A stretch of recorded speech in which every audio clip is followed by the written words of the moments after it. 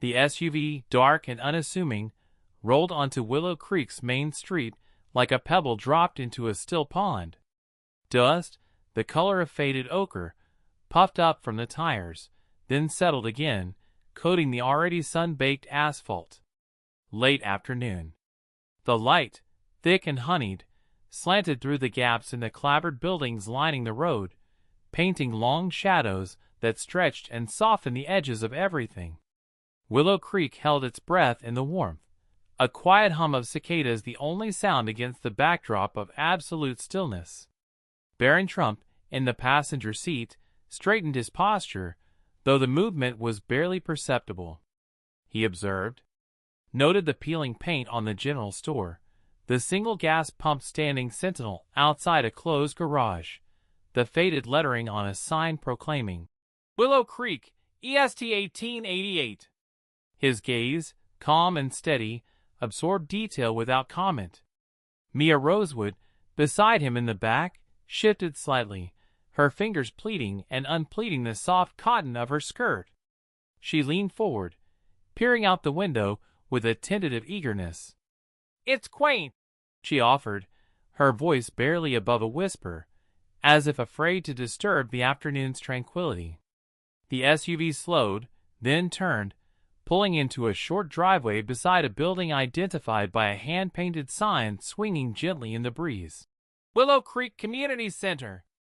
A woman waited on the porch steps, a figure framed against the weathered wood, radiating a quiet strength. Sarah. Her smile was immediate and warm, lines crinkling around her eyes like well-worn pats. The engine cut, and the sudden silence felt amplified. Barron opened his door, unfolded his long frame from the vehicle with a fluid grace. Mia followed, emerging into the golden air, blinking slightly as if adjusting to a different kind of light. "Welcome," Sarah said, her voice a low, melodic drawl, as comfortable as an old quilt. "Welcome to Willow Creek. I'm Sarah." She extended a hand, first to Barron, then to Mia, her grip firm and reassuring. "Barron," he responded, his voice deeper than one might expect, a careful politeness in his tone. "Mia," she echoed, her smile widening, mirroring Sarah's warmth. "Thank you for having us." An unspoken pause hung in the air, a moment of assessment, of tentative connection. The scent of pine needles and dry earth drifted on the breeze. Awkwardness, a fragile thing, flickered between Barron and Mia, a shared consciousness of being outsiders, of being here together, in this faraway place, for a purpose yet to fully unfold. But beneath it, a shimmer of anticipation. A shared, silent question, what will we find here in Willow Creek? Sarah gestured towards the community center door, sunlight glinting off the worn brass handle. "Come on in. We've been expecting you." A short transition. A close-up on the weathered, hand-painted, "Welcome to Willow Creek" sign nailed to a post at the edge of town, its paint chipped and faded, yet somehow still welcoming.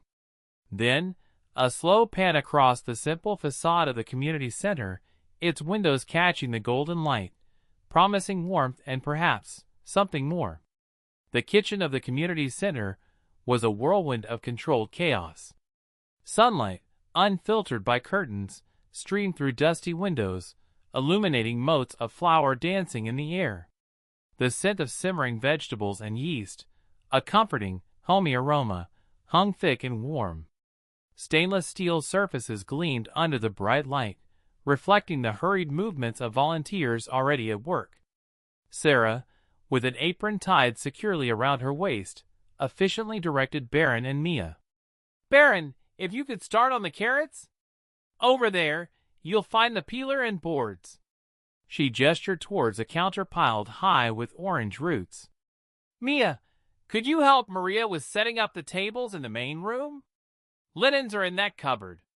Barron, sleeves rolled up to reveal strong forearms, moved to the carrots with a quiet purpose. His movements, initially precise and perhaps a touch too careful, gradually loosened. He peeled rhythmically, the sharp scrape of metal against vegetable a steady counterpoint to the louder sounds of the kitchen. Mia, following Maria, a woman with a kind face and hands that moved with practiced speed, quickly grasped the task of setting tables. Linens, folded neatly, unfolded with crisp snaps. Silverware, polished to a shine, placed with precision. But her attention kept drifting to the children already arriving, their laughter echoing in the adjacent hall. A small figure, no older than 7, with eyes like bright beads and a mischievous grin, darted into the kitchen, weaving through the adult legs. Leo. He stopped abruptly in front of Mia, tilting his head up to study her with unabashed curiosity. "Are you new?" he declared, his voice surprisingly loud in the bustling kitchen.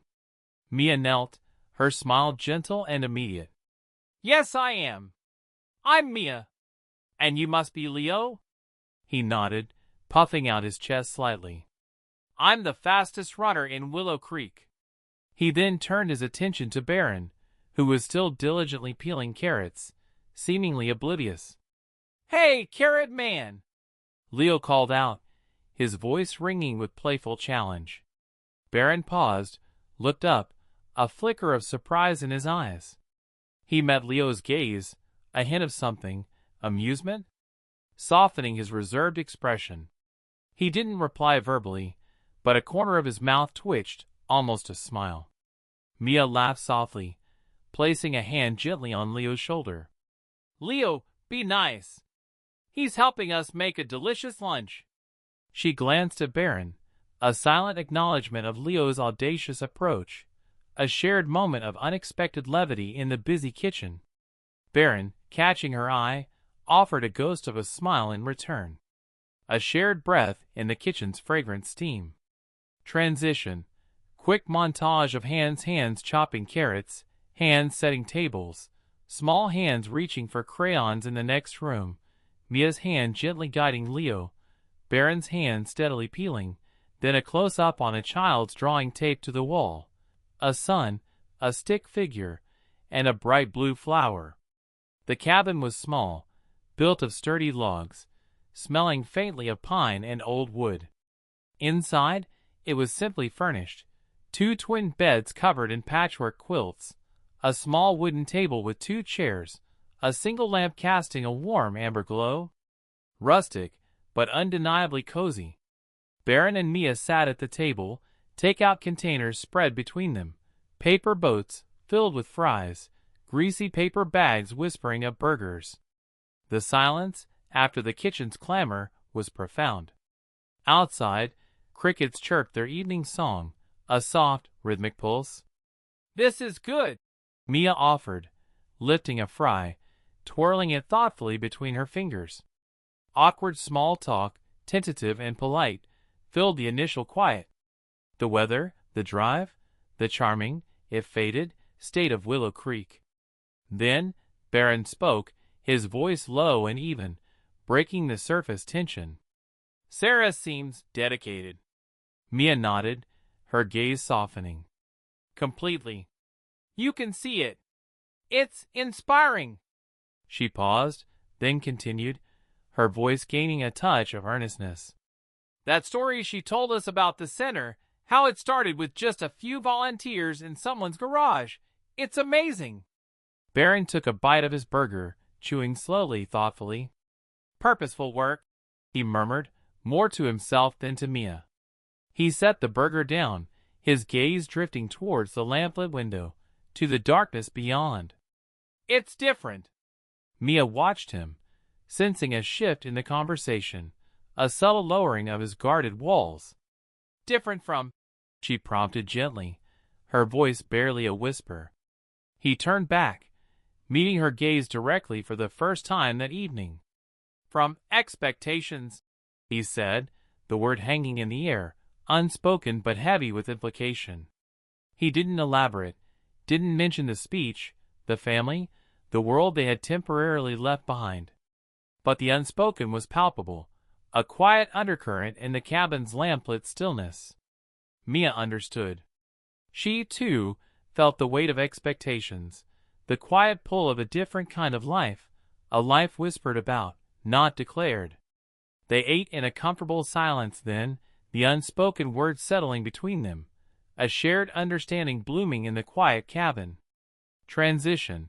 Short audio transition, the faint sound of a news report on a distant radio, crackling static, a male voice speaking urgently, fading in slowly from the darkness outside. Early morning mist clung to the Appalachian slopes, shrouding the mountains in soft, gray veils. The porch of the cabin was cool, damp with dew. Barron sat in one of the rocking chairs, wrapped in a light jacket, his phone held to his ear. The sound, tinny and distorted, of a news report crackled from the small device. Unwavering message of unity and strength, a landmark speech, family gathered in full support. The voice droned on, punctuated by static, and the occasional sharp intake of breath from the unseen reporter.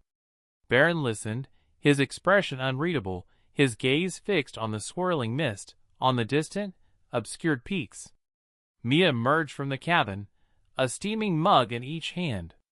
She moved quietly, her bare feet making no sound on the wooden porch. She sensed his stillness, the almost imperceptible tension in his posture.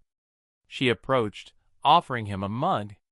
The aroma of coffee, rich and dark, cut through the damp morning air. "Coffee?"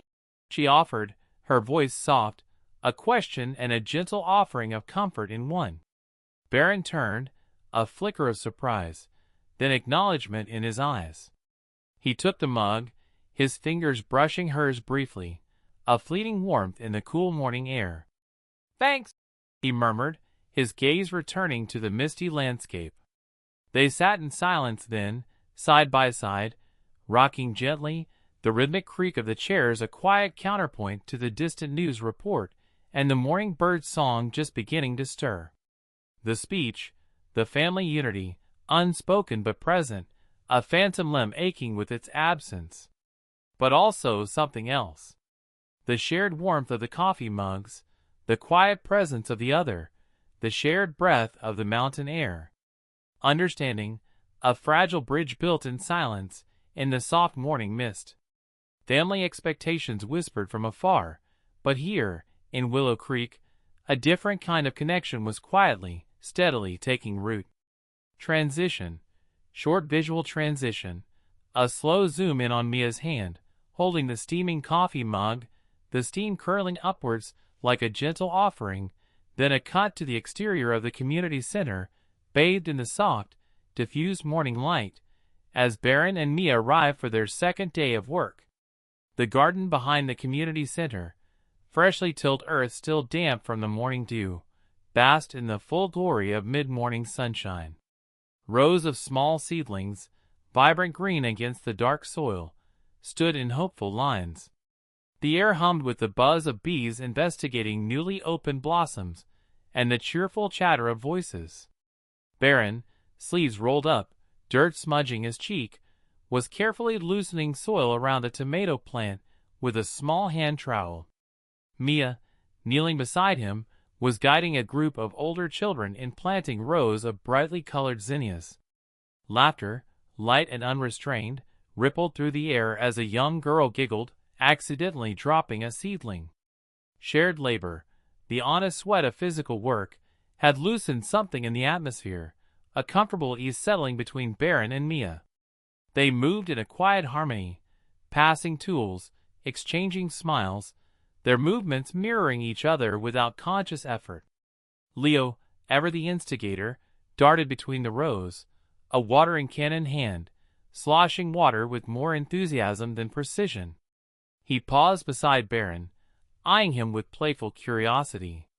"You're actually good at that," Leo declared, nodding towards Barron's trowel work with a grudging respect. "For a carrot man." Barron straightened, a genuine smile finally breaking through his reserved facade. "Gardening's different from carrots," he conceded, a hint of amusement in his voice. Leo grinned, emboldened. He aimed the watering can playfully at Barron's boots. "Bet I can water faster than you can plant." Before Barron could react, Mia playfully intervened, splashing Leo gently with water from her own small watering can. "Hey! No ambushing the gardeners, Leo!" She turned to Barron, her eyes sparkling with laughter. "Looks like you've been challenged, Barron." Barron's smile widened, reaching his eyes. He picked up his own watering can, a slow, deliberate grin spreading across his face. "Is that a challenge you're issuing, Mia?" He raised the watering can, a playful glint in his eye. The garden erupted in playful chaos then, splashes of water, peals of laughter, the bright sunshine reflecting off droplets suspended in the air. Shared labor, shared laughter, shared sunshine. Barriers dissolved in the warmth, replaced by a connection growing steadily, rooted in the fertile ground of Willow Creek's garden. Transition, short transition, a montage of quick shots, hands planting seedlings, close-up on sun-drenched soil, Mia and Barron laughing, Leo's mischievous grin, water droplets sparkling on leaves. The community center library was a haven of quiet amidst the day's activity. Small, lined with shelves of well-worn books, sunlight filtering softly through lace-curtained windows. The air smelled faintly of old paper and beeswax polish. During a lull in the afternoon, Mia and Barron found themselves seeking refuge in its cool stillness. They sat at a small table, sipping glasses of iced tea Sarah had brought them, a comfortable silence settling between them. Sarah joined them, sinking into a chair with a sigh of gentle weariness. "Quiet in here, finally," she murmured, her voice softer than usual. She looked around the small room, a hint of melancholy in her eyes. "This used to be the heart of Willow Creek, you know. The library. The town, it was different once." Barron and Mia listened, sensing a story unfolding. Sarah began to speak, her voice a low, rhythmic narrative, painting a picture of Willow Creek's past, a bustling mining town, vibrant and alive, the library a hub of community and learning. She spoke of the mine's closing, of jobs lost, of families struggling, of the slow, steady decline that had left Willow Creek faded and forgotten. "The center," she continued, gesturing around the room. "We started it because we had to. For the kids, mostly. To give them a place, a meal, a chance." Her voice was laced with a quiet passion, a fierce protectiveness for her community. "It's not much, but it's something." Mia's gaze softened, her heart touched by Sarah's story, by the quiet resilience of Willow Creek. She looked at Barron, seeing a similar empathy reflected in his usually reserved eyes. The story of Willow Creek, of its struggles and its enduring spirit, resonated in the quiet library air, deepening their understanding of the place, and of the purpose that had brought them here. Their charity work was no longer just an abstract concept, but grounded in the real, tangible needs of this small, forgotten community. A shared sense of purpose, of connection to something larger than themselves, bloomed in the hushed silence of the library. Transition. Short audio transition. The sound of rain starting to fall outside, softly at first, a gentle patter against the window panes. The porch of the cabin, now shadowed and cool, faced the gathering storm. Heavy, gray clouds had rolled in, obscuring the mountain peaks, the air thick with the smell of ozone and damp earth. Rain began to fall, softly at first, then steadily increasing to a torrential downpour, drumming on the cabin roof, a rhythmic, insistent beat. Barron and Mia stood on the porch, sheltered from the worst of the rain, watching the storm rage across the valley. The wind howled, whipping through the trees, bending branches low. Flashes of lightning illuminated the landscape in stark, fleeting bursts, followed by the deep rumble of thunder. The intensity of the storm mirrored the rising emotional intensity between them. The shared experience of the day, Sarah's story, the quiet intimacy of the cabin, all had chipped away at their carefully constructed walls. "It's wild," Mia murmured, her voice almost lost in the roar of the storm. Barron nodded, his gaze fixed on the rain-lashed trees. "Powerful," he replied, his voice low, thoughtful. He paused, then turned to Mia, his expression more open, more vulnerable than she had ever seen it. It makes you feel small. Mia met his gaze, sensing the shift, the opening. In a way that's freeing, she offered, her voice barely above a whisper. She confessed then, her voice hesitant at first, then gaining strength as the words tumbled out, a feeling of being constrained by her family's expectations, of living a life preordained, not chosen. Sometimes, she admitted, her eyes fixed on the storm, I feel like I'm watching my own life from a distance. Barron listened, his gaze unwavering, a profound understanding in his eyes. He, in turn, began to speak, his voice quiet, almost hesitant, but laced with a raw honesty. He spoke of a similar disconnect, of a feeling of being adrift, of yearning for something real, something authentic beyond the gilded cage of his own life. It's like everyone has a plan for you, he confessed, except you. They stood together, side by side, in the raging storm, their voices barely audible above the wind and rain, confessing vulnerabilities, unspoken yearnings, their words carried away on the storm wind, yet heard, aptly and profoundly, by each other. The storm raged around them, mirroring the emotional tempest within, clearing the air, paving the way for something new to emerge from the wreckage of unspoken expectations and carefully guarded hearts. A shared vulnerability, a whispered confession in the heart of the storm. The storm had subsided to a gentle rain, a soft, whispering rhythm against the cabin roof. Inside, a quietness settled, a stillness after the storm's exhilarating chaos.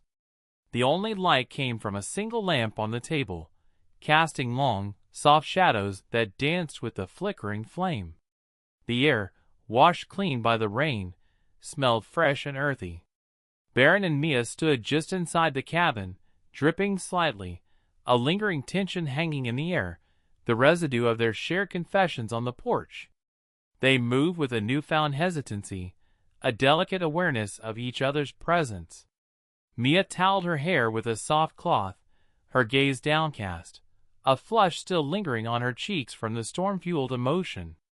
Barron stood watching her, his own jacket draped over a chair, his posture less guarded, more open. The unspoken hung heavy between them, the weight of vulnerability, the tentative promise of something more.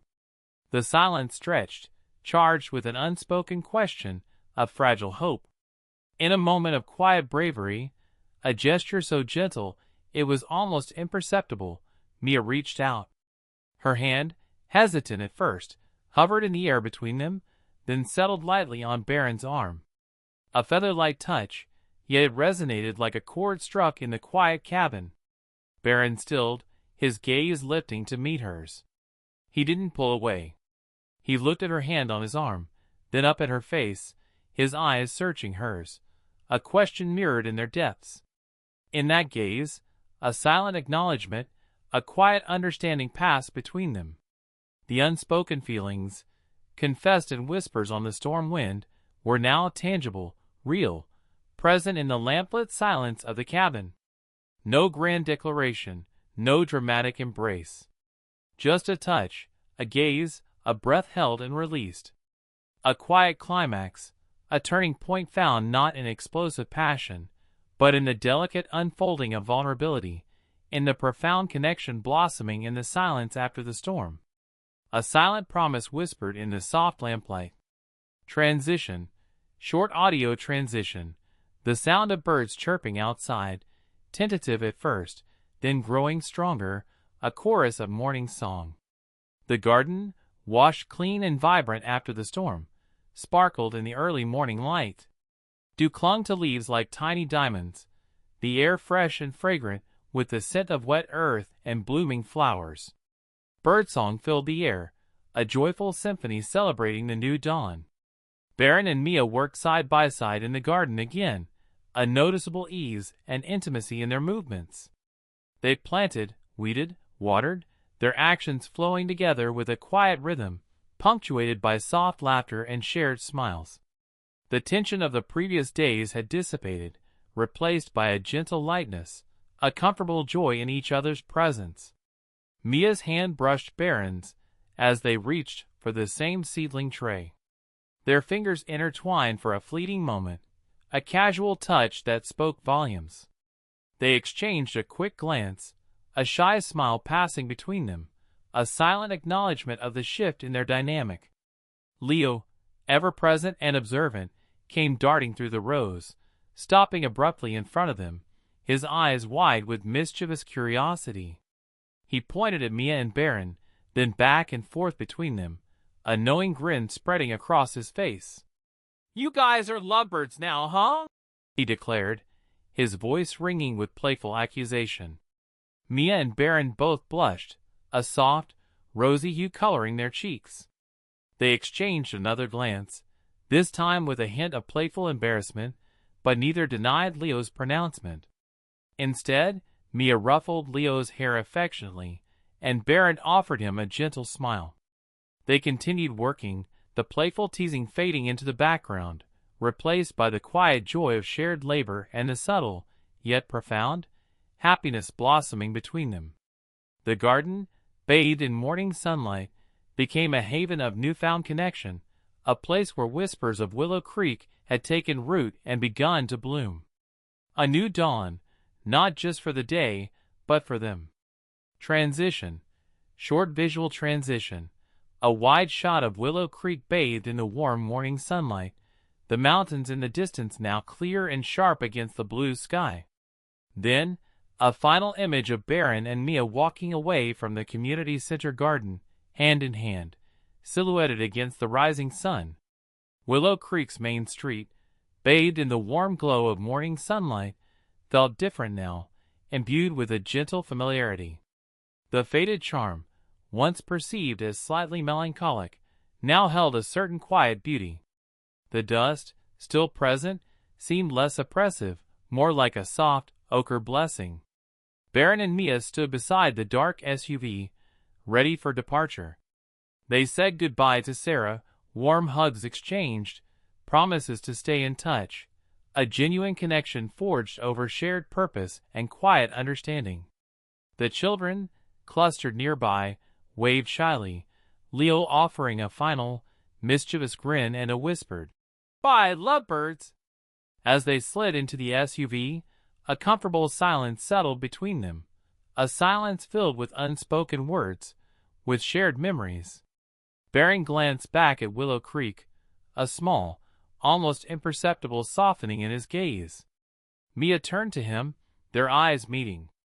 A meaningful glance passed between them, a silent acknowledgement of the profound impact this small, faraway place had had on them. The SUV pulled away from the curb, rolling slowly down the main street, retracing their arrival path.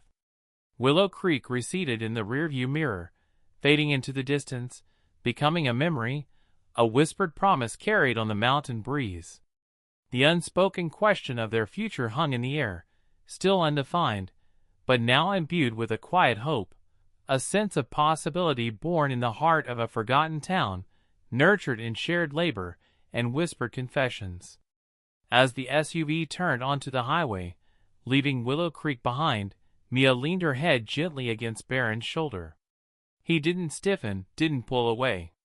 He simply rested his head against hers, a silent affirmation, a quiet promise whispered in the shared silence of their journey forward, carrying with them the enduring whispers of Willow Creek.